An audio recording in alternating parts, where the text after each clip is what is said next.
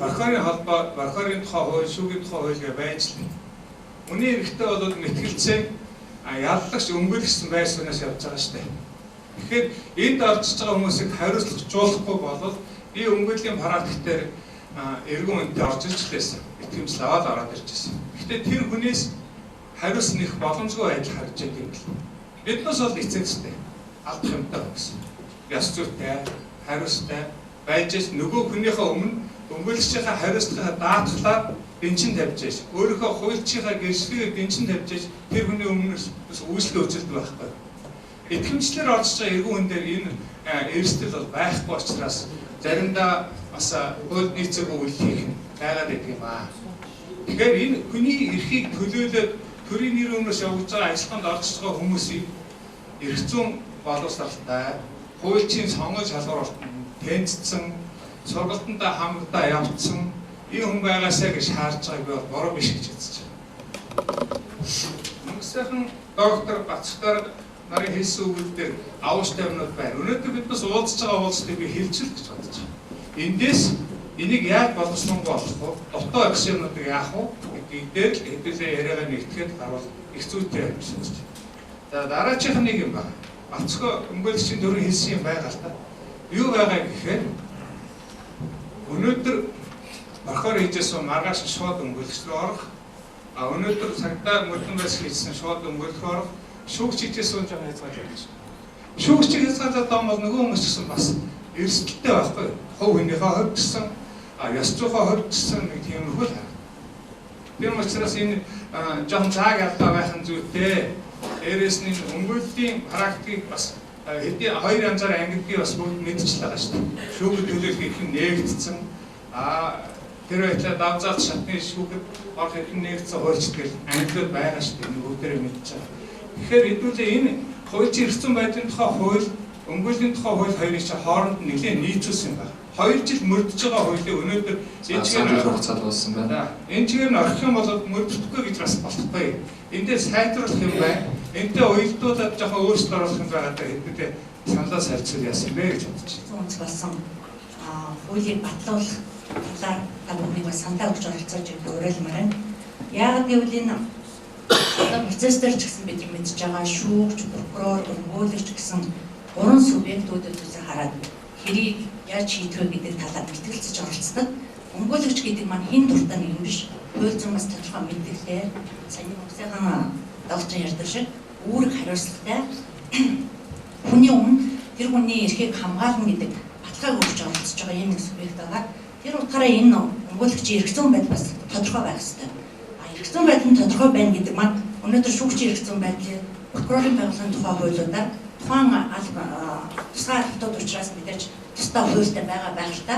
Гэхдээ эдгээр хуулиудаар тухайн субъектуудын эрх зүйн байдлыг тодорхойлоод мөн төрийн баталгаануудаас төрөөс хангах баталгаануудыг бас тодорхойлоод өгсөн байж байгаа. Тэгэхээр нөгөө хэлцээнд оролцож байгаа нөгөө нэг субъект болж байгаа өмгөөлөгчийн энд үлдээд байгаа юм харагдаад байгаа. Тэгэхээр өмгөөлөгчийн эрх зүйн байдлын тухай хууль бол өмгөөлөгч нарт нэгдүгээр баталгаатай эрх зүйн орчинд ажиллах тэр нөхцөл боломжийг бүрдүүлж өгөх юм итгэл дүүрэн байх юм боломжийг хангаж өгч байгаа. Нөгөө талаар өмгөөлөгчийг бас хариуцлагажуулах, өөрөвжүүлэх ийм боломжийг хангаж өгч байгаа гэдэг утгаараа энэ эрх зүйн байдлыг тодорхойлсон хууль бол маш ач холбогдолтой юм аа. Түрүү мөнгөсөйхэн докторын хэлсэн бас зөвлөдөг хуульчийн эрхгүй хүн итгэмжлэлээр явуулах зохистой гэж. Энэ бол бас бид нар нөгөө юун дээр шүүх төлөөлөх эрх гэдэг нэг хэлцүүлэг зохиолтой бас явагдчихсан. Иргэний хуульд заасан төлөөллийг ерөнхийн хэрэгжүүлэх юм бэ? Эцэг эхийн насран хамгаалагч нь үр хүүхдээ юм уу эсвэл өөрхийн хамаатан садны төлөөлөл явж байгааг оролцуулдаг юм уу? Эсвэл хуульч биш хүмүүс үнийг төлөөлөд эргэцэн төсцөө үзүүлээд явахыг энд оруулаад байгаа юм. Энийг бас хязгаарлах зүйтэй маа гэж ярьжсэн. Энэ санаа энд явж байгаа нь бас зөвл юм. Тэр утгаараа өнөөдөр хуульчийн эрхгүй хүн маань өөрөө хуульчийн эрхтэй хүн юм шиг хүний өмнөөс одоо хуульчийн мэдлэгтэй юм шиг үр дагаврыг хариуцаж чадах юм шиг ингэж хүнийг өмгөөлж явна гэдэг бол өөрөө нийгэмд хариуцлагагүй байдлыг л үүсгэж байгаа. Хин хинийгээ сонгох уу гэдэг нь тэр хүний өөрийн асуудал гэж ярьж болохгүй. Энэ өөрөө үндсэн хуулиар хүний эрх хэрэгжүүлэг заадаг гэсэн биш. Хүн өөрийгөө өмгөөлөх хэрэгтэй. Энэ өмгөөлөх эрхийг хэн хэрэгжүүлэх юм бэ гэдэг субъектыг тодорхой болгох хэрэгтэй шин. Тэрийг харин эрх зүйн байдлыг нь тодорхой болгож өгснөөр энэ хууль бол ач холбогдолтой ингэж үзэж байна. Холбооны хувьд бол угаасаа энд бол бүтэц, зардал, энэтэр гэдэг асуудлаар зүгээр шилдэг төдий шүү. Одоо өнөөдөр өмгөөлөгчтэй холбоо хичнээн 10 жил ажиллаад бие дагаад үйл ажиллагаа явуулаад болж байна. Өмгөөлөгчдөө өөрсдөө бүсэлтээр холбоонд нэгдээд үйлчлэгээ аваад дотроо төлөөд энэ бол асуудал руу явж байгаа асуудал. Энэ мэдээ шалтгаалж орж ийн яг бас нэг процессын харилцаанд оролцож байгаа томоохон энэ төлөөлөгчийн субъектийн эрх зүйн байдлыг тодорхой болгох энэ хуулийг бол дэмжихгүй байх гэдэг энэ бол шалтгаан юм аа гэж үзэж байна. Цугласан. Тэгээ бидний ярьж байгаа зорилго бол адилхан. Хуулийн төслийн шинжилсэн амьлага болоод шинэ өмгөөлийн тухай хуулийн төсөл ямар байвал зохистой вэ гэж ярьж байгаа. Тэгэхээр одоо бидний хууль болоод Улсын их хурлын бусад чиглэлийг өргөн мэдүүлэх боловсруулах журмын тухай хуулиа харахаар хууль наштаас юу хэрэгтэй вэ гэхээр одоо хэрэгжиж байгаа хуулийн юунд болж байгаа, юунд болох байгаа хэрэгжилтийн үнэлгээ хийсэн маш шаардлага тавьж байгаа. Тэгэхээр одоо бид нэг хувь хүний үүднээс ярина штэ би өмгөөлөгчтэй ингэж бодож байна. Надаа энэ таалагдахгүй байна. Ингэж харахаар энэ үнэлгээ надад гоё санагдаж байна. Тэгэхээр бүгдээрээ хувь институцийн үүднээс, хувь хуульч байгаа үүднээс, судлаачийн үүднээс байр суурь илэрхийлэхээс илүү биднэрт хэрэгтэй юм бол одоо шинэ зурны орчин үеийн хуульчдын хувь бидний байр суурь тэр дээр нэгтгэх хэрэгтэй санагдаж байна. Угаасаа хууль биднээс тийм шаардж байна. Хууль наачлагчаас үр нөлөөг нь тооцоод одоо хэрэгжиж байгаа хуульч эрх зүйн байлын тухай хуулийн аль залт нь чухам ямар шалтгаанаар ямар үндслээр хэрэгжихгүй байгаа юм. Тэгвэл хэрэгжихгүй байгаа тодорхойлсны дараа бид нар ямар шийдэл байж болохыг хамтраад хэлцэж болох байхгүй. Тэгэхээр энд одоо юу гэдэг вэ? Энд сууж байгаа бүх хуульч өөр өөрийн өнцгөөс харна шүү дээ. Энэ болж байна болохгүй, би дэмжихгүй, нэг бодол байна. Гэвч хэдүүлээ судалгаатай нотлохотой бөгөөд одоо байгаа хуулийнхаа үрээд иргэдийн чиг хандлагыг тодорхойлоход анхаарсан зүйлтэй санагдаж байна юм санал хэлсэн. За танд. Тэгэхээр хуулийг судлаагүй. Тэгэхээр хуулийн талаар санал хэлэхэд маш хэцүү. Хоёр хуулиа хүлээж зөвшөөрч байгаа шиг байна тийм үү? Бидний гişгийг хүндсэн хуулийг бид нэр хилцүүлэх зүйтэй. За манай ерөнхийлөгч Бацуг хэлж байна тийм үү? 2 жил ажиллаад энэ хуулийн холбоос ажиллахгүй байна, болохгүй байна. За минь сайхан мөнх сайхан судлаач хэлж байна. Өөрчлөх юм байгаа гэж. Тэгэхээр өөрчлөх ёстой байна. Гэхдээ бид өнөөдрийн бүрдэж байгаа дүрм журмынхаа дагуу бидний гişгийг хүндэж байгаа бол их хурлаараа хилцүүлээ. За би яагаад энийг хэлж байгааг нөхлөө одоо нэг хоёр байгуулагч гарчих гээд хоёрч татвар төлчих гээд юм яригадаад байна шүү дээ. Тэгэхээр хоёр байгууллага гараад хоёр татвар төлснөөр миний эрх шиг илүү хамгаалагддаг бол би гараа өргөж байна. Гэхдээ үгүй. Өнөөдрийн Монголын хуульчдыг олгооч хамгаалж чадахгүй. Энийг одоо ерөнхийлөгч нөр хэлж ш болохгүй байна гэх. Би өмнөх өмгөөлчдийн холбоог мэдж байгаа юм. Бацуг дарга байж би цуг ажиллаж байсан. Олон жил ажилласан бац. Энэ болохгүй байна гэж ярьж лээсэн. Тэгээд сууж голоо мэдж байгаа. Тэгэхээр бид өнөөдөр зүгээр хууль гаргаад хоёр байгууллага гаргаад хоёр татвар төлчихлээ. Нэг гид өмгөөлөгч сайн болчих юм шиг тэр материал үний хэлээд шүү дээ. Болохгүй сэтгэл гарга. Бид өнөөдөр хуульчид гэдэг нэг хуулийн сургууль төгсөн хэдэн хүнээр хүрээлүүлчихэд өнөөдөр яаж шараа болж байгаа вэ? Яаж тоглож байгаа вэ? Зарчмын үйлчлэлийг хийсэн шиг хийгээд хилцсэн шиг хилцмээр. За 2 жилийн өмнө одоо бид Bonolex гэж таамаглах мэдж байгаа. Бид 6 оноос хойш ажилласан. Компани гэж явж ирсэн. Одоо 2 жилийн өмнөөс би нэрээ сольсон. 2 жил одоо тэрийг таниулах гэж өчнөө хөдөлмөрлөлөө. Одоо тэгмүү дахиж нэг хууль гаргаад би одоо товчоо болно гэж. Тэгээд дахиад одоо 2 дахин татвар төлөхгүй чи юу болж байгаа юм бэ? Дарга нар юу? Хуульч ирсэн байдлын тухай хуулийн шинжилсэн амьлага гэдэгтэй танилцсан.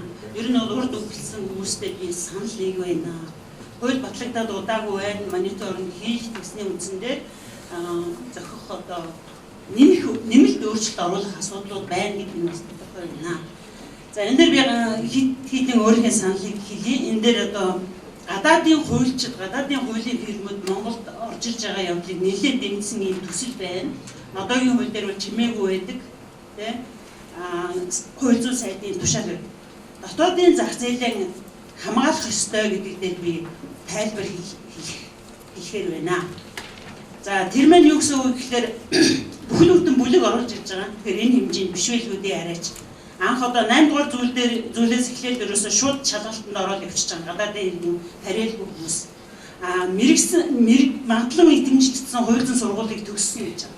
Магадлан итгэмжлэгдсэн гэдэг бол Монгол байгаа нэр томьёо, олон улсын нэр томьёо мөн. Гэхдээ гадаад орны одоо боловсролын гэрчлэгээнүүдийг харилцан зөвшөөрсөн байгаа хэлцээрүүд юм. Ядаж тэр хэлцээрийн дагуу одоо шаардлага тавигдах ёстой гэж үзэж байгаа. За нөгөө талаар дотоодын одоо зах зээлийн хамгаалдаг одоо олон улсын жишгүүд байгаа.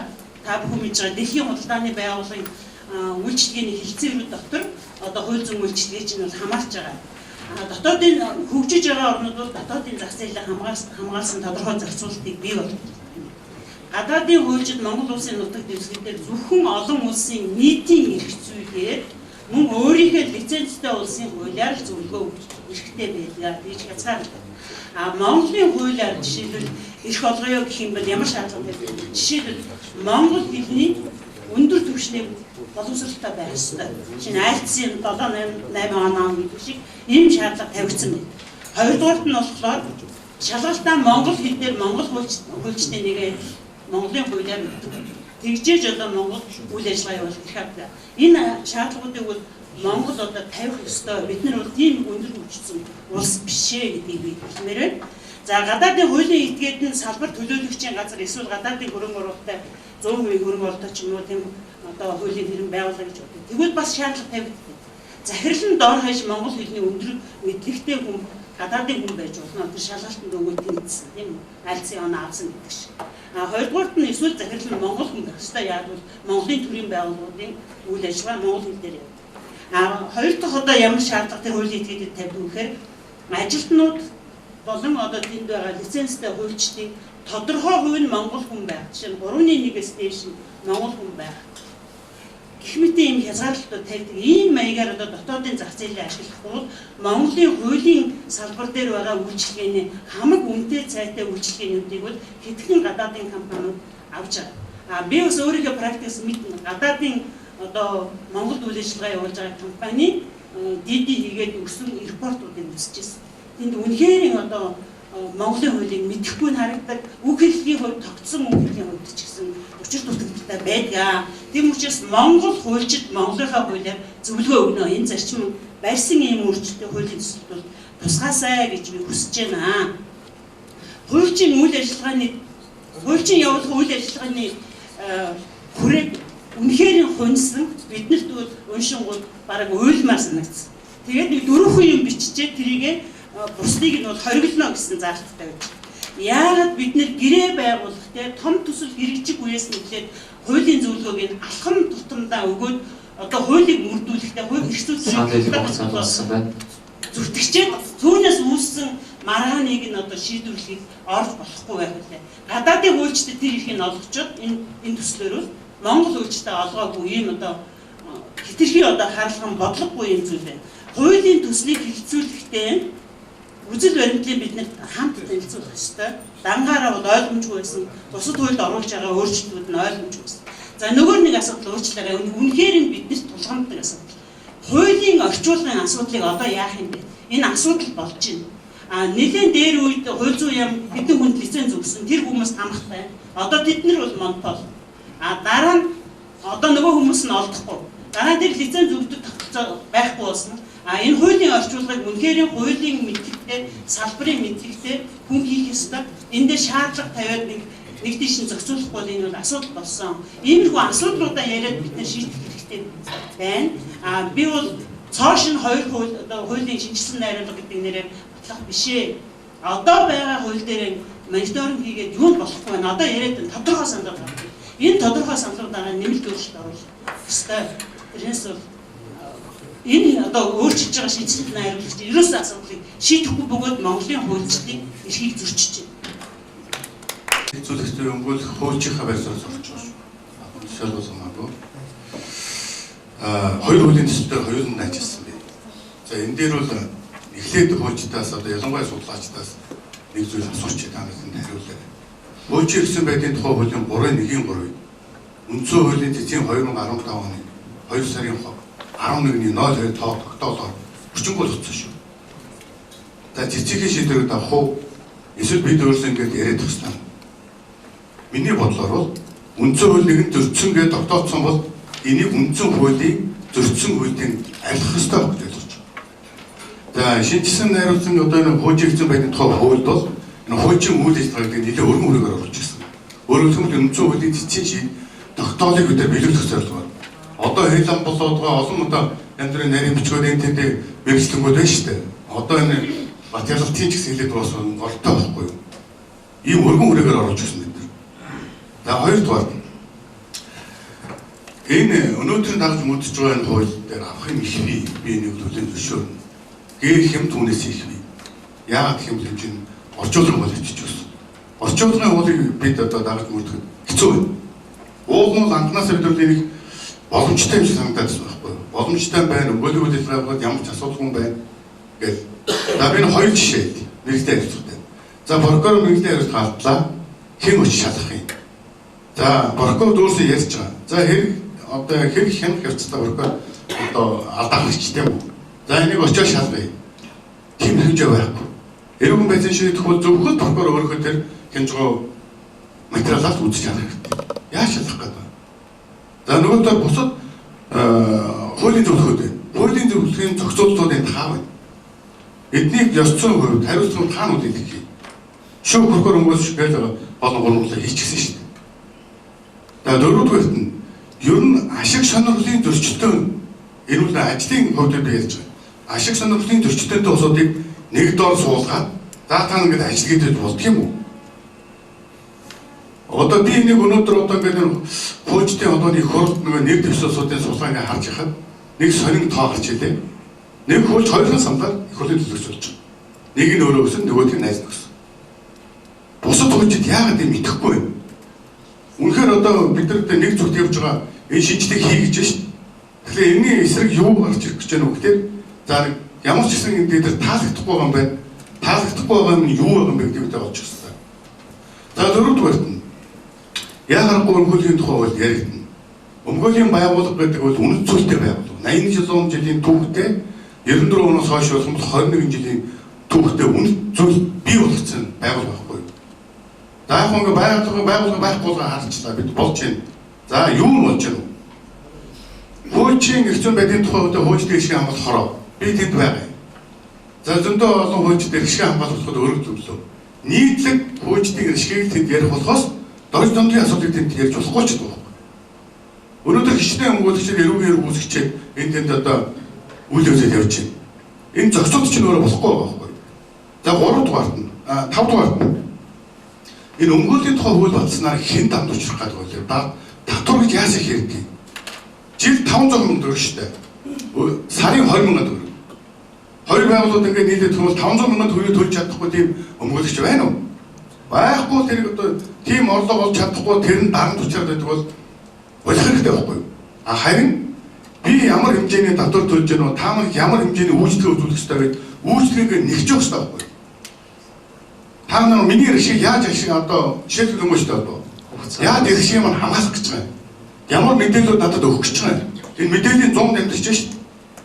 Тэгэхээр би тэр бол татвар дарамт болохгүй гэж хэлэх гэж байгаа. Үйл ажиллагааны чиглэлийн хувьд бол зөвшөөрөлгүй болголоо. Маш олон хөлжид орж ирлээ. Би баяртай үлээж. Баяртай байна. Сайн байна. Их олон промптор бий болчихлоо. Өмгөөлч өнөхөр гайгүй сайхан болох юм дээ. Өөстөө шал эсрэгээр хэрэгтэй.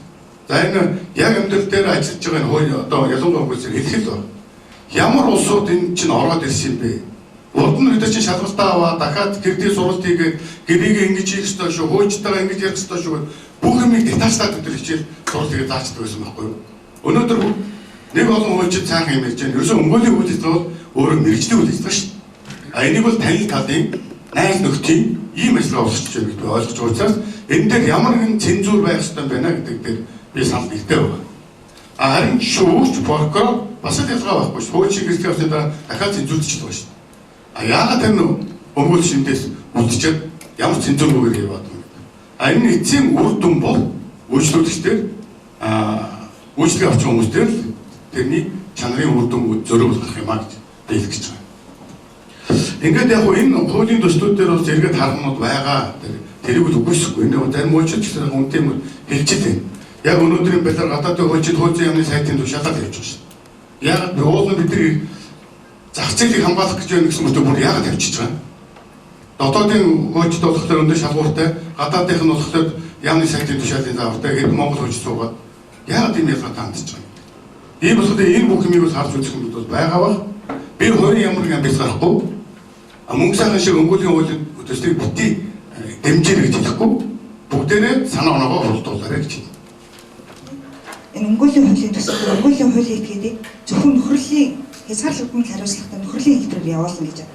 Гэтэл хууль хэрэгсэн байдлын тухай хуулийн шинжилсэн найруулгын 30 дээр гадаадын хөрөнгө оруулалтад хууль зүйн товчоор хязгаарлагдмал хариуцлагатай компани хэлбэрээр үйл ажиллагаа явуулна. Энэ ч одоо юу гэсэн үг юм?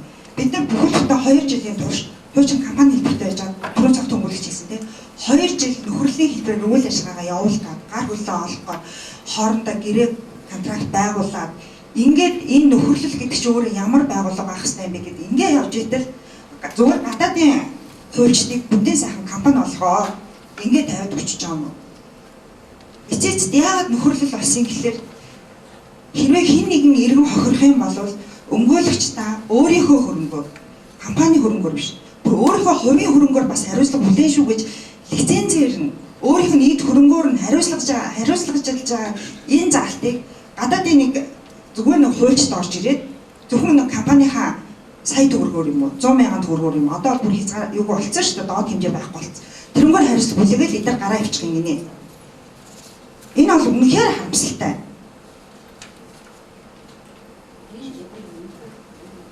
Дараагийн нэг зүйл нь хэрвээ хуулийн төслөл энэ хэлбэрээр явах юм бол одоо баг Монголын өмгөөлөгчийн лицензийн хэрэг байгаа ч юм уу. Зүгээр гадаадын иргэний хариуцлага олж байгаа сайхан компани байгуулаад үйл ажиллагаа явуулаад нэг нөхөрлөлтөд нэг янз бүрийн асуудал ярьж байгаа л гэрээ контрактаар орцоод алдаа гаргач юм зүг гараа авчихсан. Бараг шулуун юм байгаа байхгүй. Тэгэхээр энэ дээр зөвхөн гадаадын хөрөнгө оруулалтаа хууль зүйн товчоор компани хэлбэрээр энэ компани удирдлага хувьцаа эзэмшигч үүсгэн байгуулагч бүгдээрээ гадаадын иргэн байх ёстой гэж загтсан. Дотоодын зах зээл чи хайцсан. Энэ дээр ямар судалгаа шинжилгээгээд яагаад ингэж орж ирснийг бацуух өмгөөлөгч өөрөө тайлбарлах байх гэж найдаж байна. Нэгдүгээр. Хоёрдугаар гэх юм бол өнгөрсөн 2 жилийн хугацаанд үнэхээр болохгүй байсан юм бол энэ хуучин холбооны удирдлагууд юу хийсэн юм? Сая хурал болоход бүгдээрээ маш сайхан байлаа, сайн байлаа гэж үйл ажиллагааны тайлбар тавьсан шүү. Яах гэж ингэж худлаж жүжиг тоглолтог юм? Хин тэрхтээ энэ жүжигч чам. Яа тайл ингээд нэг хүүхэд ном гаргаад өчнөө юм болоод тараагаад байсан. Тэгэхээр хуульчин эрх зүйн байдлын тухай хуулийг баталж гаргахын тулд 3-4 жилийн ултай суурьтай судалгаа хийсэн. Энэ бол хуулбар хууль биш. Тэр утгаараа энд юу хэлэх гээд гэхээр Монголын хуульчдын холбоо өнөөдөр нийтийн эрх зүйн хуулийн этгээд болохынхаа хувьд төрөөс энэ олон чиг үүргүүдийг авах гэж олон хүний хүчин чармаалт орсон юм шүү. Энэ арай гэж олж авсан чиг үүргээ буцаагаад нэг хэдэн зуун хүний амбиц эрх ашиг сонирхлын үүднээс алдмааргүй байна. Энэ бол нийт хуульчдын дуу хоолой энэ дээр би нэгдэх байх гэж бодож байна. Тэ хариуцлагын тогтолцоо болохгүй байна гэж нэг ганцхан асуудал бүгд яриад байна.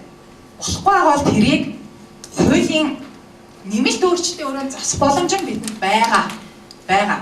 Тэрийг би бол хүлээн зөвшөөрнө. За нөгөө талаас өнөөдөр сая Ганбаатар ерөнхийлөгч ярээлээ хуульчдын холбооны өмгөөлөгчдийн холбооны ерөнхийлөгч яагаад хуульчдын холбооны 2-р их хурал итгэхгүй оролцоотой байсан бэ гэдгийг би хэлмээр байна. Энэ бол хуульчдын холбоо хангалттай ажиллаагүй. Нэгдүгээр, хоёрдугаар сонгуулийн процессыг шударга явуулж чадаагүй. Өнөөдөр хуульчид холбооныхоо их хуралд оролцох бүрэн боломж байсан. Инээс илүү идэвхтэйгээр яагаад оролцоогүй гэхээр надад лав тэр код нь ирээгүй. Би өөрөө асуудал тавьж ээж хугацаад болсон байна. Гэхдээ би арай болоогүй гэж бодож байна. Би өөрөө асуудал гомдол тавьж ээж энэ кодыг авсан. Миний эргэн тойронд байдаг бүх хуульчдад энэ код ирээгүй юм байлээ. За нөгөө талаас сургалт чанаргүй байна. Тэрнээс болоод өмгөөлөгчдийн баг өмгөөлөгчөөр ажиллаж байгаа хүмүүс чанартай үйлчилгээ үзүүлж чадахгүй байна. Өмгөөлөгч нарын нэр хүнд муудлаа гэж байна. Яагаад энэ дээр холбоо анхаарч ажиллаагүй юм? Би хуучин үндэсний хүрээлэн энэ асуудлыг эрхэлж явуулдаг байхад энэ сургалтанд би байнга оролцдог сургагч агшаар ажилладаг байсан. Надад лав сүүлийн 2 жил нэг ч удаа хандаагүй. Би ямар ч байсан иргэний эрх зүйн хувийн эрх зүйн чиглэлээр 15 жил Монгол Улсын их сурвалжд өөрийн одоо юудгийн мэрэгсэн чиглэлээр хичээлээ заагаад явдаг байсан. Хууль зүйн үндэсний хүрээлэнгээс зохион байгуулж исэн үргэлжилсэн сургалтуудын чанар энэ 2 жилийн хугацаанд муудсан нь үнэн. Энийг яагаад чанаржуулаагүй юм? Тийм учраас би мөнх сайхан доктортой санал нэг байна. Яагаад мониторинг хийгээгүй энэ хуулиа? Яагаад хуульч нар өөрсдөө хууль тогтоомжийн тухай хуулиа хэрэгжүүлэхгүй байгаа юм? Яагаад биднээс талд байж байгаа ийм хууль гинт гараад ирэв? Сая 7 хоногийн өмнө бол хүн бэлэг ерөнхийлөгч санаа тавьсны улмаас арай гэж засгийн газрын хуралдаанаас татаж авсан шин. Тэгээгүй байсан бол өнөөдөр батлагдсан. Засгийн газраас дэмжлэг аваад их хурлуу явж байгаа юм бол. Үнэхээр би харамсалтай. Зарчмын саналтай байгаа учраас хуулийн тодорхой зүйл залтыг дэмжихгүй гэж хэлэх боломжгүй. Тэгэхээр зарчмын санал нь юу вэ гэхээр шинээр боловсруулагдсан ялангуяа тэр төслийг хэн боловсруулсан гэдэг нь өөр аюул маргаантай. Энэ байгууллага болж бүтнэ гэж итгэж үнэмшиж исэн ажиллаж байгаа тэр удирдлагууд нь болохгүй байна гэж төсөл хийсэн. Энэ хуульч эрхцэн байдлын тухай хуулийн шинжилсэн найруулгыг ерөөсөө дэмжихгүй байгаа. Тийм байгаа учраас тэр дотор нь аль нэг зүйл заалтыг нь болж байгаа ч гэсэн түүнийг дэмжиж ярих ямар ч боломжгүй. За өмгөөллийн тухай хууль бол бас түүнийг дэмжихгүй байгаа. Ийм хууль бол байх шаардлагагүй гэж үзэж байгаа учраас дотор нь заалт хийхгүй байна. Тэгэхээр би бол зарчмын өөр саналаа хэлмээр байна. Өнөөдөр бид уг нь яг ийм асуудлаар ингээ ярьж явах цаг биш байхгүй. Өнөөдөр бид юу ярьж явах хэрэгтэй гэхээр англи хэлтэй одоо гэрээ хэлцэр чинь бүгд англи хэлээр хийгддэг болчихжээ. За бидний хинчээ байгаа маргаан чинь Францын шүүгтээр олон улсын арбитрийн шүүгтээр хилцдэг ч болчихжээ. Тийм шаардлага хангахын тулд бид өөрсдөө ямар байх ёстой вэ? Уул уурхай арх зүй гэдэг чинь юу юм бэ? Ашигт малтмал гэдэг чинь юу юм бэ? Тэр тухай яриа сууж явах ёстой байхгүй. Гэтэл одоо бид нэг институцийн одоо ийм өмгөөлөгчдийн холбоо гэж байх юм уу? Тэгээ өмгөөлөгчдийн холбоонд байна гэвэл яагаад одоо Монголын өмгөөлөгчдийн холбоо өөрсдийгөө тэр гэж бодоод байгаа? Чи шинээр байгуулагдах гэх мэттэй бүр яривал. Тэгэхээр бид бол өнөөдөр уг нь өөрөнд цагаа зарцуулаад энэ үнэтэй цаг хугацаагаа өөрсдийгөө боловсруулах яагаад гэвэл бид нарыг муу байна гэдээ олон нийт шүүмжлээд байна шүү дээ. Тэр шүүмжлэлийг хүлээн авах тэр чадвартай хуульч болоход зарцуулах хэрэгтэй байхад одоо ингээд ийм утгагүй юм ярьж байгаа нэг талаас айгүй харамсалтай байна л да. Гэхдээ гэлээгээд яг уу нэгэн тийм сэдвээр ярьж байгаа учраас за миний зарчмын бол байр суурь болвол за одоогийн чиг хандлага бол Монгол гадаад гэлтгүй юу болсон бэ гэхээр төр бол муу менежер, төрийн зарим чиг үүрэг бол мэрэгжлийн байгууллагуудад шилжих ёстой гэдэг тэр бол ерөөс марахгүй болсон байхгүй юу? Олон байгууллага чиг үүргээ мэрэгжлийн холбоодод шилжүүлж байна. Тэрний нэг сонгодог хэлбэр нь Монголын хуульчдын холбоо гэж байгуулаад төр тэрүүнд нэтгээд зарим нэг чиг үүргээ шилжүүлэх гэж энэ байгууллагыг байгуулад хууль батлагдсан юм. Гэтэл шилжүүлж авч байгаа чиг үүргийг бид амжилттай хэрэгжүүлээгүй хэрнээ тэр дотор нь байгаа зарим нэг зүйлээр дөрөөлөд тэр нь өөрөө тэр хариуцлагч гэж байгаа юм уу? Өмгөөлөгчийг муу өмгөөлөгч дээж үртээр бүртгүүлээд байгаа учраас бий болоод байна гэдэг ямар ч тийм утгагүй үндслээр тэр одоо төрөөс олгосон чиг үүргээ хэрэгжүүлж чадахгүй байл руу өөрсдөө хүргэж байгаа нь аюу эмгэнэлтэй байна. Түр биднэрт ямар чиг үүрэг өгсөн бэ? За та хуульч нар чинь сайн муу? Тэр яг олон нийтэд хүссэн үйлчлэгийг хүргэж чадах хуульчаа одоо тэр итгэмжлээд магадлал шалгахын та нар өөрсдөө хий гэсэн. Өмнө нь хууль зүйн яам хийдэг байсан болиё гэж. За тэр шалгалтыг сайжруулах тухай ярил л да тэгвэл. Хэрвээ өмгөөлөгч нар муу байгаа бол бүртгэл дээр асуудал нь байгаа биш. Магадгүй шалгалт дээр байгаа. Өшөө төр ямар чиг үүргээ итгэж өгсөн. За бүр тэр хууль зүйн боловсролыг анханаас нь сайн өгөхөд та нар анхаараа та нар тэр хууль зүйн сургуулиудыг магадлал итгэмжлэх чиг үүргийг чинь та бүхэнд өгч гэнэ гэсэн. Тэр чиг үүрэг нь огт хэрэгжээгүй байхад бид нар ингээд маргаад авах юм бол 4-5 мянган хуульч бид маргаад авах юм бол тэр чиг үүргээ буцаагаад аваад боловсролын яамд өгчгээд амархан шүү дээ. Бид ийм өчүүхэн юм дээр маргаж байгаад ийм том чиг үүргүүдэд алдах юм уу? Тэгэхээр энэ олон чиг үүргүүд одоо энэ дотор байгаа. Тэгэхээр хариуцлага гэдэг юм бол айгүй чухал зүйл. Хариуцлага Монголд ерөөсөө тооцогдгүй байна. Одоо гэтэл бид нар хариуцлага тооцдог эхний ээлжинд болох тухай ярих хэрэгтэйгоос биш хэн хариуцлагын тооцох системд нь орцноор хариуцлага хүлээхгүй гэсэн өөр юм яриад байгаа байхгүй. Агуулгын юм ярихгүй байгаа. Хэн тооцох нь ямар хамаатай. Тэр муу хуульчдад, муу прокурорт, муу шүүгчд эхний ээлжинд хариуцлагаа тооцъё л доо. Тооцсныхын дараа за энэ дотор ноцтой зөрчил гаргахад нь шүүгч хүн бүрэлдэхүүнд нь орцны улмаас ийм хариуцлага тооцчихъя гэх тэрийг дараа нь ярив. Эхний ээлжинд ямар ч байсан хариуцлагаа тооцъё л доо. Ямар ч хариуцлагагүй одоогийн системээс бид нар хариуцлага жуулъя гэд юм хийж чадах тэрийг хийж эхлээгүй байж ч хариуцлага тооцдог дээр дотор бүрэлдэхүүн ч болохгүй байна гэдэг. Бид нар одоо ингээд нэг ингэж хэлээ л да үгүй би бүр яаж үрэх аргаас сайн болохгүй. Бидэнд уг нь аягүй сайхан байшин байгаа байхгүй юу? Энэ байшин олон мянган хүн Дууссан, үйлчлүүлэх ёстой. А байшингийнх нь дотоод засал дээр нь алдаа байгаа юм. Гэтэл дотоод заслаа олж харахгүй нурааж байгаа дахиж байр барьна гинэ. А тэр байр нь болохоор шинэ барих гэдэг нь 3-4 байшин барьчихна. Тэр 3-4 байшин гарна нөгөө л нэг хэдэн 3 сая иргэн чинь орж үйлчлүүлэх байхгүй юу. Тэгээ зарим байшин тэдний хувьд хаалттай. Тэгэхээр энэ байшинг барих зураг төслийг хийж байгаа тэр төсөл зохиогч ч нөөрөө алдаатай байгаа юм шүү. За танд ерөнхийдөө бол нарийн ширийн хууль гэсэн илүү зүгээр том зургаар нь бид нар энэ процессыг унших чадвартай хүмүүс энд байгаа гэж бодож байна. Ерөөсөө өөрөх тусгаарлыг өмнөх байсан шиг өнөр бүл сайн сайхан амьдрал гэсэн нэг ийм л зураг харагдаж шít. Өөрөх тусгаарлаа л гэж. Тэр өөрөх тусгаарлах шалтгаанаа үндслүүдэн сая слайдн дээр үзүүллээ. Тэр нь бол одоо хүнд итгэл төрүүлэхээр час хийсэн юм бас сонсогдсонгүй. Өнгөд өмгөөлөгчийн хараат ус байдал талдлаа гэсэн юм зүйлүүд яригдлаа. А энэний эсрэг бол тэр процесс хуулийн дээр, үндсэн хуулийн дээр өмгөөлөгч одоо өөрийн хүсэл зоригоор хуулинд байгаа ажиллах бүх заалтууд байгаа. Энэ бол одоо өөрөх тусгаарлах хүндтгүүд шалтгаан биш. Нөгөө талаар 1924 оноос хойш өмгөөллийн энэ асуудал өмгөөлөх байгууллага 94 2000 гэдэг ингээд нийт удахгүй 100 жил одоо үндсэндээ 80 жил өөрөх тусгаарлаж ингэж явсан юм байна л та. Тэгээд удахгүй 100 жил болох юм байна. Тэгээд 80 жил болоод болсон байгууллага одоо дахиад бүр сайжирна гэдэг эргэлзэж байна. Энэ 80 жил туршигдаад 80 жил туршигдаад шинжлэгдээд болохгүй байгаа гэдэг үндснээс энэ шинэ хууль гарсан юм болов уу гэж ойлгож байна.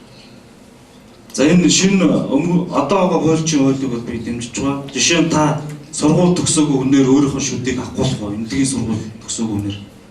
Тэрнтэй адилхан одоо энэ хуульч гэж энэ хүмүүсийн эрхийг хамгаалахын тулд хариуцлагатай хүмүүс нь ажиллаж хариуцлага чангаруулж тооцож буй харин хөгжих дэвших юм бас хамтдаа хийцгээе гэсэн ийм л зарчмын хууль шүү дээ. Энийн буруу нь юу юм гэсэн. За тэгээд энэ хуульчийн эрх зүйн байдлын хуулийг эргэлзээ төрүүлсэн шалтгаан нь бол одоогийн хуульчийн байгууллага өдөрцөн хүмүүст нь өөрт нь байгаа. Өөрөө чаданд бүтээн гэж сонгогдож 4-5 мянган хүний итгэлийг олцоод тэгээд дунд нь одоо энэ сулруулсан байгаа юм. Тэгэхээр одоогоо бол чинь энэ хууль хэрэгтэй мүү үгүй мүү гэдэг юм ацсан байдалд орчихсон. Тэрэн дээр нь дарин дээр давс гिचэр болохгүй нэг шинэ хууль гараад ирэхэр чинь хуульч нарыг тодорхойгүй байдалд оруулж талцуулж байгаа юм байдал гарч. Тэгэхээр 2 жил өмнө энэ бэхжилтийн жил байсан харамсалтай бэхжиж чадсангүй. Тэгэхээр энэ эдгэмт судлаачтай хэлж байгаахаар энэ 2 жилийн хугацааг дахиж цааш нь харж болохгүй байгаа юм хуулийн дээр нэмээд ингээд дахиад нэг хар шинжилгүүл яасан юм бэ? 94 оноос хойш 20 жил өмгөөллийн холбоог харсан. Одоо энийг засаад 2 жилийн нэмээд дахиад нэг харж тэгээд болохгүй бол үнэхээр болохгүй бол тэгэл дараагийнх нь хийх хэрэгтэй. Бид нар яг нэг анхаарах ёстой хэд хэдэн чухал асуудал байгаа юм. Ерөн зүгээр нэг байгууллага нэг үзэл бодол гэхээсээ илүүтэйгээр өмгөөлөгч нар өнөөдөр ямар шүү байдалтай байна вэ? Эрх зүйн байдлын хувьд өмгөөлөгч мэргэжлийн ажил нь ер нь юу хийгээд байдаг хүмүүс вэ гэдгийг бид их сайн бодож үнэлэл эрх зүйн зохицуултыг сайн хандуулах ёстой. Өмгөөлөгч бол хууль зүйн зөвлөгөө өгнө. Үүнтэй холбоотой эрх зүйн зохицуултууд бий. Офистаа суугаад бичиг цаас бичээд суухад бол болдог бүтдэг сайхан юмнууд бий. Гадагшаа гараад яг хууль эрх үүрэг яриад хүнтэй мэтгэлцээд шаардаад ирэхлээр бол тулдаг бэрхшээлүүд бол байдаг. Энийг хэдүүлээ их сайн бодоод одоо зааг ялгааг нь яаж харах юм? Процессын хувьд аль нь суух юм? Тэр байгууллагынхаа гэдэг юм уу өмгөөлөгчийн хувьд аль нь суух юм гэдэг талаар бол бид бүхэн уулна шүүн тунгааж ярилцах хэрэгтэй. Та бүхэн маань мэдчихэж байгаа. Одоо хэрвээ захиргааны хэргийн шүүхтэр маргааш нөгөөдөр нэгдэхэд очиод би хэргийн материалыг хуулбарлаж авъя, танилцъя. Одоо би хэргийн материалтай танилцах хангалттай цаг хугацаа боломж өгөөч гэвэл хэрвээ яг хууль интерактор гэсэн хөгжин туслах бол танаад ирэхээ гаргаад тэгээд одоо таны наадад чинь шийдэгсэлээр уламжилж хариу өгүүлье гэж хэлэх юм бол бид нар хүнд байдалд л орно. Бид нар өнөөдөр яг одоо нөхцөл байдлын хувьд бол яг ийм байж байгаа. Тийм учраас энэ юмнуудыг сайн зааг ялгааг нь гаргаж олж хараад ингээд зохицуулах хэрэгтэй байгаад байгаа юм бид нарт. Тэрнээс биш бол хэдүүлээ одоо ингээд бүр сүлдээ суудлын тухай юм руу хүртэл чиглүүлж тэгж болохгүй. Яг зөвөр ер нь хуучин одоо тоталитар дэглэмд байсан улс орнуудаа шишмцтэйгээр бас хууль байдаг тухай яриа судалгаа байна гэж ярьж байна. Би бол арай өөр байр суурийг гартаа байгаа би баримтаараа илэрхийлнэ. 1994 онд манай улс өмгөөлөгчийн тухай хууль гэдэг төслийг боловсруулж явж байгаа их хурл дээр ирээд өмгөөллийг гэдгээ батлагдсан юм билээ. Энэ нь өөрөө тухайн улсын соёл иргэн шилтер ардчлалыг хүлээн зөвшөөрсөн улсуудыг ишүүмц болгосонтой холбоотой юм билээ. Одоо ингээд Японы өмгөөлөгчийн тухай хууль гэдэг ингээд байж байгаа бид нар хөлтөнд өгөхөд бэлтгэсэн. Холбооны бүгд найрамдах Герман улсаас өмгөөлөгчийн тухай хууль гэдэг байж байна. Өмгөөлөгчийн хуультай. Бүгд найрамдах Солонгос улс өмгөөлөгчийн тухай хуультай ингээд байж байна. Бүгд найрамдах Хятад улс хуульчийн тухай хууль гэж нэрлэдэг боловч дотоодоо өмгөөлөгчийн тухай зохицуул. Оросын холбооны улсууд үйл ажиллагааг нь оруулж ирээд өмгөөллийн үйл ажиллагаа болон өмгөөлөх байгууллагын тухай хууль гэдэг ингээд хуультай. Мөн Европт бол сүүлд юу гаргацсан гэхээр 15 он саяхан Европын өмгөөлөгч байршлах чөлөөтэй сонгож үйлчлэгээ үзүүлэхэд зориулсан үйл ингээ гаргаад ирсэн байж. За энэ яах вэ? Энэ яах вэ? Тэгэхээр бид бүхэн юуны тухай ярих вэ гэдгээ хэдүүлээ сайн зөв тогтоогоод яг энэ өмгөөлөгчийн зовлон зүтгүүрийг харгалзаж үзээд өмгөөлөгчийн мэргэжлийн ажлын онцлогийг харгалзаж үзээд сандал суудал төр холбоо юмнаас холбоолж байгаа энэ юмнууд ярих хэрэгтэй. Тэгэхгүй бол бид нар ингэж ярьсаар байтал энэ өмгөөлөгчийн эрх зүйн орчин дээрдэхгүй улам давтах гээд байна. Энийг та ойлгооч. Энэлүү чиглүүлж ярмаар. Тэр холбоо байхгүй тэр нарийн ширээ асуудлууд нийт хөлчтэй ярил юм ярих байх л та. Одоо энэ ч бол өмгөөлөгч холбоо хүмүүс байна. Би ойлгож байна, харж байна. Гэхдээ яг өмгөөлөгчийн шүүхтэр цагдаа зэргийн байгууллагаар яваа зовлон хүрдэг хүмүүс бас ярмаар байна энэ юмнуудыг. Тэгжээж хэдүүлээ эрх зүйн орчин тэр зовлонгийн аргалцсан зохицуултууд оруулж тэрийг сайжруулж чадах юм бол сая бид нар энэ яриад байгаа зорилго руу төгсөж очиж штэ. Би нэг ийм зүйл хэлэх юм. Тэрнээс уриалгаар явмаар нэг хууль хэрэгтэй гэж гар өргөөл, нэг хууль хэрэггүй гэж гар өргөөл. Хэд хэрэгтэй юм? Хэд хэрэггүй шүү дээ. Энэ хоёр төсгүүдийг заавал хийлцэх шаардлагагүй гэсэн байр суурьнаас үгэлж гэж байгаа юм байна. За учир нь юу гэвэл та бүхэн бүгдээрээ л ярьж илээ шүү дээ. Эндээ 2 жилийн дотор ямар ч бод өнгөрч амьдрах гэж шинэ төрлийн амьдрал бий болох гэж хэвлээ хүчиж шүү дээ. 2 жил шүү дээ. 2 жилийн дотор биш үзээгүй жиж яасан ч юм сольж наад хэрэггүй хөө. Нөгөө талаар энд 2 жилийн дотор ажилласан бидний сонгосон итгэл хүлээл гэсэн хүмүүсээсээ бид нар их олон юм шаардлагач бас хэцүү хугацаа байлаа шүү дээ. Үнэхээр тэр олон бичиг баримт боловсруулна гэсээр битэл чинь яаж бусдыг хийж амжихгүй амжаагүй ч хийж болно. Тэр болгоныг бүгдээрээ сайхан ойлгоод хэрэгжилтийг нь дахиж хугацаар минь харах хэрэгтэй. Нийгэм шинжилгээд өөрчлөлт үргэлж явагдана. Сайжруулалт хийж таарна. Тэгэхгүй бол одоо хуульчд одоо өөрсдөө очроо олохгүй гэл иргэдний хөрх юм бидний энийгэл харин шүү дээ. Өөрсдөө очроо олохгүй жиж яаж хүний очроо олох туслахгүй тэр юм. Нөгөө талаар хуульчдын маань ялангуяа өмгөөлөгч гэдэг байр суурьнаас ирэх юм бол миний харж байгаа миний биед учирч байгаа бол тийм сүртэй зовлонтой бидэнд байхгүй л шүү. Өмгөөлөгч бүр өөрөө зөв гэдэг одоо юу гэдэг стандарт нөхцөлөө өөртөө тогтоогоод зөв бас мөрдөж ажиллаад түүнээс дээшээ сайн ажиллаж байвал ямар ч шүүх прокурорт бай, төрийн байгуулагч, бусад өмгөөлөгч бүгд хүндэтгдэг шүү дээ ерөөс.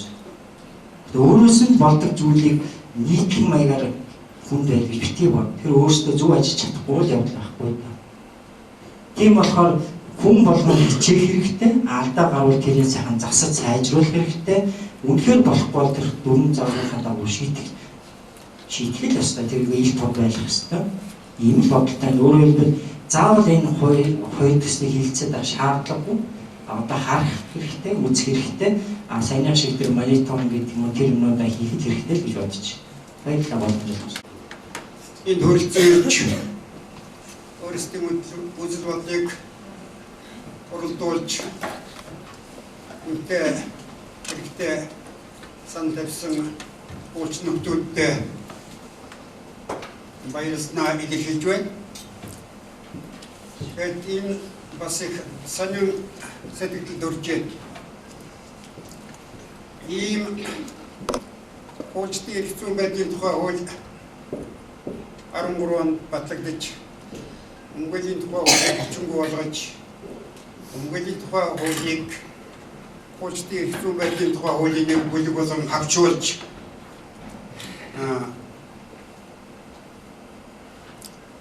өмгөөлөгч ямар үүрэг гүйцэтгэдэг, ямар их хэлдэг, их нарийн нандин ийм харилцаануудыг бол орхитуулсан.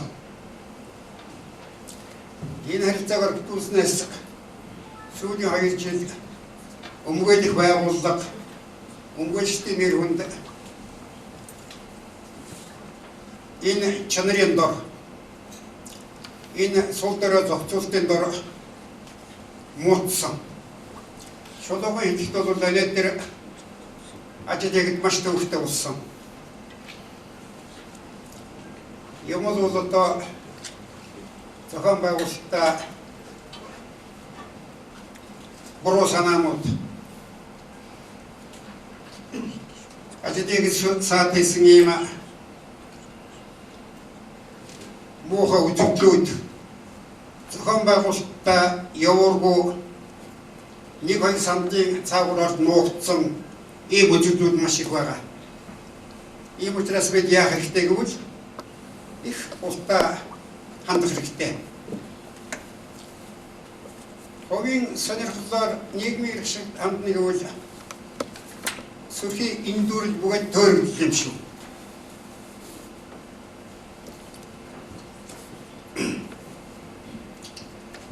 Тэгэхээр энэ хоёр хуулийн төсөлд бол яг өнөөдрийн байдлаар сандук боломжгүй миний хувьд бол сандукын тав яах ёстой юм? Би хэрэгтэй шүү дээ. Сүлжээд гомших хэрэгтэй. Олонх материалуудыг суулгах хэрэгтэй. Монголын хөрсөн дээр бидний сан салхах гэж байгаа үйл ажиллагаа хэрэг яаж явагдаж байна? Энэ юмнуудыг бүгдийг үзэх хэрэгтэй. За хугацаа дууссан байна.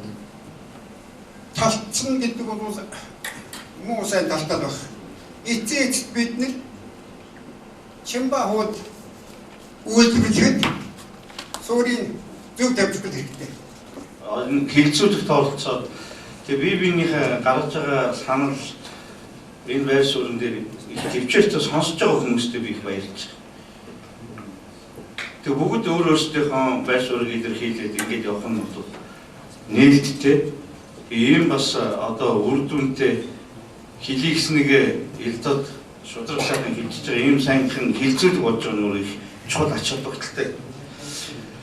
Тэгээ яг ингээд бид нэг хэлцүүлэгт ирээд нүрээ харахаараа маш сайн ярьдаг. За хэлцүүлэг санал өгөөч гэдэг энэ хуулийн төслүүдийг маш олон явуулдаг.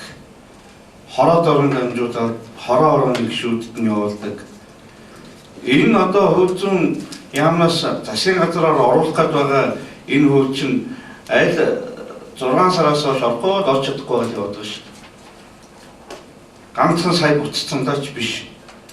Бид бол энэ хуулийн төсөл дээр бол хуульчдын холбооны байр суурийг бол аль биесээр өгсөн. Тэн дотор бол одоо жишээлбэл би мөнх сайхан докторын яриад байгаа энэ хуульчин мэргэжлийн хариуцлагын тогтолцоо, энэний ач холбогдол яг энэ хуульчдын холбоон дээр байгаагийн өөрийнх нь одоо үр нөлөөний талаар бол санагддаг баг. Энэ байр суурь илэрхийлэгдсэн баг. Хуульчдыг одоо болохоо байлцсан хариуцлагагүй, ёс зүйгүй гэл айгүй олон шүүмжлэл яваад байдаг болохоос биш. Яг бодит байдал дээр асуудлын шалгаад үсгээр их бага хувь нь идэв шүү. Бага хувь нь. Энэ харин яагаад ингэ буруу харагдаад байна уу гэдэг нь бол тогтолцоонд байсан гэж би харж байгаа. Өөрөөр хэлбэл прокурорын ёс зүйн зөвлөл шууд ерөнхий прокурорын хяналтанд орчилж байгаа. Энэ тэр байгууллага өөрөө бие даасан байдлынхаа хувьд ажиллах боломжгүй ийм орчин нөхцөлийг бий болгож байгаа. Бид нар давхардлыг арилгах саналаа гаргахдаа энэ байгууллага дээр нь байгаа энэ ёс зүйн тогтолцоо ч өөрөө буруу байгаад байгаа учраас хуульчдын холбооны тогтолцоонд шилжүүлье гэдэг саналыг бол холбооны зүгээс барьж байгаа. Ийм байх ёстой гэж үзэж байгаа. Энэ нь өөрөө нөгөө ёс зүйтэй байх хуульчдын хариуцлага тооцох механизм айгүй сул нөлөө үзүүлээд байгаа байхгүй. Ялангуяа прокурорын байгууллага бол босоо удирдлагатай байгууллага яг тэр удирдлага толгойдог хүн нь энэ ёс зүйн зөвлөлийн асуудлыг шийдэж идэг, эцсийн шийдвэрийг гаргаж идэг ийм зохион байгуулалттай байна. Яг энэ саналаараа одоо улсын их хурлд прокурорын байгууллагын тухай хуулиндаа орцсон явж байгаа ш. Тэр үтгийг л ёс зүйн зөвлөлөө мэрэгжлийн зөвлөлтөд нэгтгэхэд нэг байхаар хийгээ явуулчих. Бид энэ хуульчдын холбооны мэрэгжлийн хариуцлагын хорооны дүрмийг батлах гэж маш их ажил болсон. Энд бол манай хуульчид энэ талаар судалгаа хийдэг докторууд, ялангуяа өнгө сайхан докторууд бол маш их идэвхтэй оролцсон. Энэ хүний хийсэн судалгааны үндсээр бид энэ хуульчдын холбооны мэрэгжлийн хариуцлагын хорооны бие даасан байдал, тэнд ажиллаж байгаа гишүүд болон ажилчдын хараад тусаад ажлын орчин нөхцөлийг маш сайн бүрдүүлж чадсан гэж үзэж байна. Тийм учраас энэ тогтолцоон дээр тэр хуульчдынхаа ёс зүйг авчир шийдвэрлэе гэдэгтээ бол санал нэг байгаа. Энэ байр суурийг бол бид нар яам тавьсан. Харамсалтай нь сайдууд өөрөө бодлого тодорхойлогчийн хувьд юм байх ёсгүй гэдэг одоо ингээд өөрийн шийдэд байгаа асуудал байна. Биднэрт санал нийлэх олон асуудлууд байна. Хүлээж авах олон асуудлууд байгаа. Тэгээ энийг хоорондоо сайхан ойлголцож ярмаар байна. Чи гэх гэдэг чи юм байна гэдэг талаасаа биш. Бидний энд нь яагаад ийм юмыг яриад байгаа юм болов? Яагаад энэ асуудлыг яриад байгаа юм болов гэдгийг ойлголцмоор. Жишээлбэл би баасан жаргал өнгөж чиг хэлмээр юм л да. Ямар ч залуу хуульчдыг алах юм уу эсвэл хуульчдын холбоог хөгжүүлэхгүй алъя гэсэн юм бодлого байхгүй шүү. Хуульчдын холбооны 2 дугаар их хурал дээр хэлсэн үг болоод тэнд хийсэн тайлан дээр бол бид байгаа хуулийнхаа хүрээнд чадах чинээгээр л ажилласан тайлангаар тавьсан. Энэ нь өнөөдөр бидний энэ хуулийн төслийн талаар миний гаргаж байгаа байр суурийг бол тэрнтэй холбож үгүйсэх шаардлага байхгүй л төгөн. Хэдүүлээ би нэг ойлгоод яагаад ингэж үзээд байна. Энэ дээр бол тэнд өнөөдөр юу гэдгийг шүүхэд улсын дэд шүүх бүтгэл хийдэг болцсноор дур зоргоор өнгөлөгч болж байгаа гэдэгтэй биш. Гол асуудал нь бид нар олон улсын хэм хэмжээнд баталгаажуулаад өгсөн тэр өнгөлөгч буюу хуульчийн мэрэгжлийн үйл ажиллагаагаа явуулах тэр эрх зүйн баталгааг нь яаж хангаж өгөх юм бэ? Одоогийн тогтолцоо ч болохгүй байна гэдгийг ярьж байгаа. Хизээж шүүгч прокурорын оролцоотойгоор өнгөлөгчийн тэр талаарх бодлого шийдвэр гаргадаг энэ тогтолцоо байж болохгүй гэдэг дээр л яриад байгаа. Энийг хэрэг яаж зөв зохион байгуулах вэ гэдэг асуудал. Манайхын энэ үйлийг авч явахдаа бол Америкийн нэгдсэн улсын баарын тогтолцоог бол маш их сайн судалж тэн дээрээс юм авсан. Гэхдээ тэр тогтолцоо чинь биднэрт эрх зүйн бүлийнхээ ялгаанаас үүдээд авчраа хэрэглэхэд хөөгч болоод байна. Сайн элементүүдийг бол бид авч болж байна. Тэгвэл яг Америкийн баарын тогтолцоог оруулсан юм авч хэрэглэж байгаа юм бол тэгвэл хэдүүлээ сонгодог баарын тогтолцоогоор явуулах гэж оролдъё л да. Тэгвэл яг нөгөө шүүгч прокурорууд сайн дураараа энэ холбооны гишүүн бай гэхээр сайн дураараа гишүүнчлэлтэй бай гэж ирэх нэг шүүгч нэг ч прокурор гарч ирэхгүй. Энэ дээр хэдүүлээ харин яаж зохион байгуулж зөв болох вэ? Заавал хоёр үйл байх шаардлагагүй. Тэр өнгөлөгчийн хараад тусаар ажиллах олон улсын хэм хэмжээгээр зөвшөөрөгдсөн энэ тогтолцоогоор бүрдүүлчих юм бол заавал нэг хоёр удаа хуультай байх, хоёр байгууллагатай байх шаардлагагүй. Манайд өнөөдөр энэ хууль, энэ тогтолцоог зохион байгуулахад хамгийн их хүндрэлж учруулж байгаа юм нь бидний өмнөх нийгмийн үеэс өнөө хүртэл явсан энэ эрх зүйн боловсрол олгосон тогтолцооны нөлөө энд байгаад байна гэж бид харж байгаа. Тэр нь юу байгаад байна вэ гэхээр бүх хууль зүйн сургууль төгссөн бүх хүмүүсээ бид нэр хуульчид гэдээ ойлгоцсон байгаад холбоотой. Энэ нөгөө сая материалтын хэлээд байгаа асуудал байна. Анхнаасаа л энэ хүмүүсийг хуульч гэдээ явцсан. Гэтэл манайх 1992 оноос шинэ үндсэн хуультай болсноор шинэ үндсэн хуультай төрийн эрх мэдэл хуваарлах онлын зарчмыг суулгаж өгсөнтэй холбоотойгоор шүүх эрх мэдлийг хэрэгжүүлэх үйл ажиллагаанд оролцдог. Тэр бүлэг хуульчдын тухай ойлголтыг л зөв тодорхойлж явах асуудал 25 жилийн туршид яваад өгүүлэгдээд байгаа асуудал юм байна. 23 жилийн турш. Тэгээ энэ бүгд дээр бол та бүхнийг бас харилцан бас биенээ сайхан ойлголцъя. Би хүмүүсийн ярьж байгаа саналуудыг маш сайн хүлээж авч байгаа. 4 сар та бүхний хийсэн хилцүүлгийг би анхааралтай тэнд яригдсан асуудлуудыг судалсан. Үнэхээр одоо өргөн баригдсан байгаа өнгөлийн тухай хуулийн дээр хэрвээ батлагдсан маяг засаж амслах олон юмнууд бол байгаа. Яг та бүхний ярьж байгаа саналын дагуу. Жишээлбэл тэнд ёс зүйн асуудлыг өнгөлөгчтэй холбоо давхар одоо дүрм гаргадаг ба шаардлагагүй шүү. Хуульчийн эрх зүйн байдлын тухай хууль зааснаар хуульчийн мөрөгдлийн үйл ажиллагаанд баримтлах дүрм заасан тэр хэм хэмжээгээр өнгөлөгчийн ёс зүйг тодорхойлдог байх хэрэгтэй. Энийг нэг газараар тогтоодох байх хэрэгтэй гэдэг ч юм уу.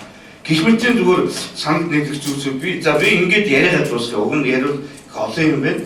Тэгэхээр үлдсэн яриагаа хэдүүлээ бас би энтэйгээ одоо харилцан уулзалдаж ойлголцны хэмжээнд асуудлыг яриа шийдвэрлэх боломжтой байхаа гэж бодож байна. Яг ажил ингээд за шинээр ингээд хүн ирлээ. Чи ямар байр суурьтай нэг янз бүрийн байдлаар хүмүүс ирсэн. Одоо зарим хүмүүсийн төлөвлөлийг зарим хүмүүсийн санааг бол зарим утсаар ярьсан. Тэгэхээр ерөөсөө энэ ажлыг аваад Улсын албан дээр ирээд ерөөсөө анхны толгомжтой асуудал бол ерөөсөө энийг нэг тийш нь болохгүй нэ гэсэн. Тэгэхээр сайнаар ярих хүн байна, яг одоо юу гэдгийг үндслэлтэй ярих хүн байна, зүгээр бас нэг сул үгтэй янз бүрээр ярих хүмүүс. Миний хувьд бол нэгд өдөр хууль зүйнээс ирээд чинь шинэ хүн боллоо, чи ирээд энэ хуулиудтай ирээд одоо саналаа хэлээч гэж хэлсэн. Тэгэхээр би бол хувь судлаачийнхаа хувьд ярьдаг үе маань өнгөрчөөд байна. Уучлаарай. Тэгэхээр би ямар нэгэн байдлаар хамт олонтойгоо хэлцэхгүй болохгүй нэ гэсэн. За тэгээд би бол хууль зүйн сайдд талархаж байгаа. Одоо хувийн зүгээс бол тийм ээ. За чи юм бодож байгаа наадхаа сайн бодож байгаа түрээд ирээ гэж байгаа учраас би энд нэг юм хилцүүлэг зохион зүйтэй юм байна гэж бодсон. Гэтэ энэ хилцүүлгийг би урд нь маш олон удаа ийм хилцүүлэг болж байгаасаа хийж байгаасаа гэсэн юм одоо хүсэл сонирхолтой одоо мөнгө сайхан бид хоёр бол хоёр тал болчиход энэ хилцүүлж ирсэн шүү дээ.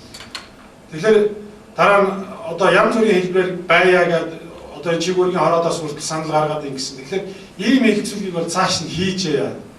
Нээлттэй байя гэсэн ийм зорилгын хүрээнд энийг хийсэн. Энэ хилцүүлэг. Тэгэхээр алдаа дутагдaltaй юм байвал юм уу эсвэл саацсан зүйл байвал бид нар ингээд цаашаа ахиад зөвхөн энэ хуулийн хүрээнд биш.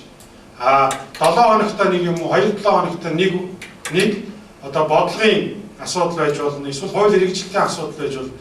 Энэ бүхэн дээр юм идэвхтэй байр суурь илэрхийлж явцгаая гэж хэлж байна. Гэж бодож байгаа. Тэгээ та бүхэн дэмжээрэй.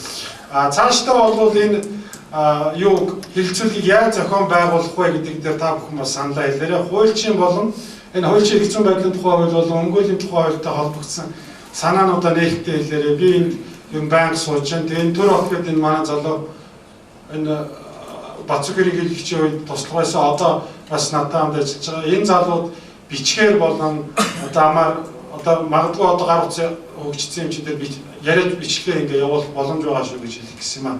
Ингээ та бүхэнд баярлалаа.